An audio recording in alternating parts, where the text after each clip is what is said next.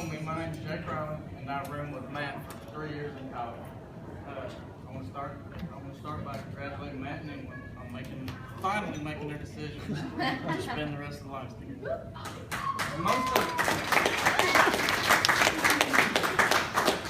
of you know, Matt graduated from WKU with an engineering degree. He probably received every academic accomplishment possible. Not only was he smart, but a hell of a baseball player. We were both on the baseball team my freshman year, so we had to have a random roommate.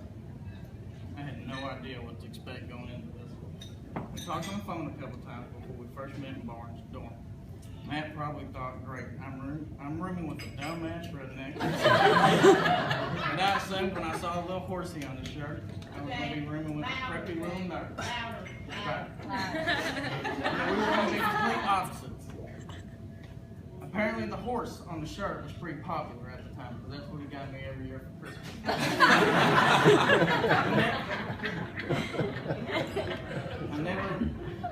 had never heard of polo, so all this was new to me. On the first day of college, Matt and I, we both had 8 o'clock classes. I set my alarm for 7:30, so I still had plenty of time to walk to class. I woke up to Matt leaving an hour early. He was dressed in one of those polo shirts, khaki shorts, and his hair perfectly parted to the side. I asked him where he was going, where the hell he was going. And of course his response was, I'm going to go meet the professor and try to make a great first impression. Matt used words like bro, and one of the most confusing words to me was sick. It wasn't in my country dictionary. And well, then there's academics. Matt knew upon entering college exactly what he wanted to do with his life. And I soon found out rooming with a future engineer was going to make my academic life a lot easier. I was taking entrance classes, which means I couldn't take a college class at the time. And here Matt was taking like Calculus 5 and Physics 2000.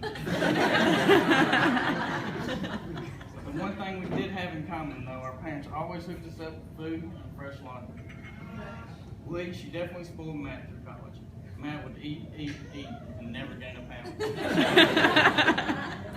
While I gained a freshman 15 or 30 about every year. Matt was one of the luckiest guys I've ever met. He was a star in baseball. He was smart as hell. I fell in love with a smart, beautiful, 6'8" named Emily.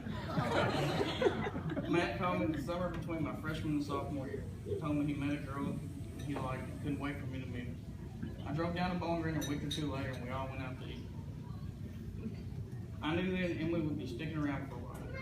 Emily attended every home baseball game and usually sat next to Matt's other biggest fans, his parents. You could always find Emily in the stands supporting him, unless she had an intramural basketball game. Those were pretty damn important. Emily was also very smart as well and also juggled playing a sport at Western. I'll never forget the time Matt and Emily came and visited my wife and I in Morganfield, Kentucky, which is where we live now. There's fields everywhere, full of corn and soybeans, 2 stoplights, and a bunch of coal mine plants, and the Long John Silver's that serves breakfast. Pretty much the direct opposite of Nashville and the big city life Emily was accustomed to. The only thing Emily wanted to do when she got down there was ride 4-wheelers and shoot her first game. And let's just say, y'all, Emily was a much better shot than Matt was.